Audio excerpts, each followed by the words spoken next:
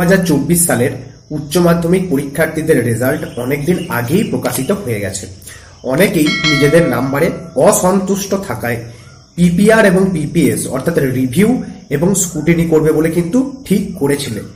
এই বছর তোমাদের রিভিউ এবং স্কুটিনির দুটি ভাগ করা হয়েছিল, একটি ছিল তৎকালীন আর একটি ছিল নর্মাল। তৎকালীনে যারা আবেদন করেছিল তাদের রেজাল্ট ইতিমধ্যেই প্রকাশিত হয়ে গেছে এবং তৎকালীনে যারা আবেদন করেছিল তাদের অনেকেরই নাম্বারের কিন্তু পরিবর্তন ঘটেছে। 9-10 পর্যন্ত নাম্বার বেড়েছে, অনেকেই আমাকে কমেন্ট করে ফোন করে জানিয়েছিলেন, তো তাদেরকে অসংখ্য শুভেচ্ছা এবং অভিনন্দন জানাই। এরপরেও অনেকে বলছিল তাদের নাম্বার যা বেড়েছে তারা তাদের সন্তুষ্ট না, সেই ক্ষেত্রে তারা আরটিআই করতে পারে। এই নিয়ে আমি পরে আলোচনা করছি।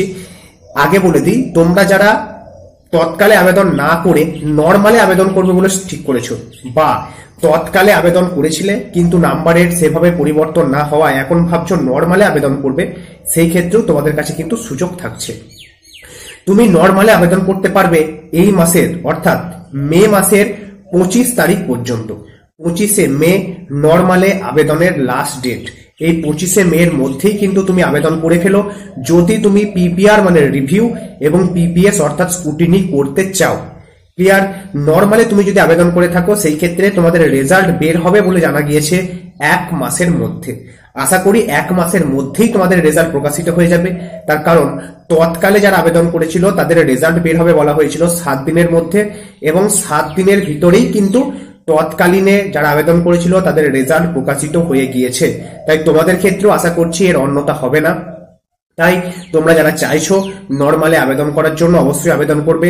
আর হ্যাঁ, তোমরা যদি মনে করে থাকো আরটিআই করে নিজের খাতার জেরক্স দেখে নেব, তোমাদের কাছে থাকছে তারও সুযোগ। কিন্তু তুমি যে সাবজেক্টে এই মুহূর্তে নর্মালের জন্য আবেদন করবে সেই সাবজেক্টগুলিতে এখনই আরটিআই করতে পারবে না। নর্মাল, পিপিআর এবং পিপিএস এর রেজাল্ট বের হয়ে যাওয়ার পর তুমি চাইলে আরটিআই করতে পারবে। কিন্তু তুমি যদি পিপিআর বা পিপিএস এর জন্য আবেদন না করে থাকো বা যে সাবজেক্টগুলিতে তুমি এই মুহূর্তে পিপিআর বা পিপিএস এর জন্য আবেদন করোনি সেই সাবজেক্টগুলিতে তুমি চাইলে এই মুহূর্তেই কিন্তু আরটিআই করে নিতে পারবে। ক্লিয়ার হয়েছে? আশা করি বিষয়টি তোমাদের সামনে তুলে ধরতে পেরেছি। যদি এর পরেও তোমাদের মনে কোনো রকম সংশয় থেকে থাকে অবশ্যই কমেন্ট করে জানিও। আমি তোমাদের মনের যে সংশয় সেই সংশয় দূর করে দেওয়ার কিন্তু অবশ্যই চেষ্টা করব। আর হ্যাঁ, চ্যানেলটিতে নতুন হলে অবশ্যই চ্যানেলটি সাবস্ক্রাইব করে নিও। তোমার বন্ধুদের মাঝে এই তথ্যপূর্ণ ভিডিওটি শেয়ার করতে কিন্তু একদম ভুলো না।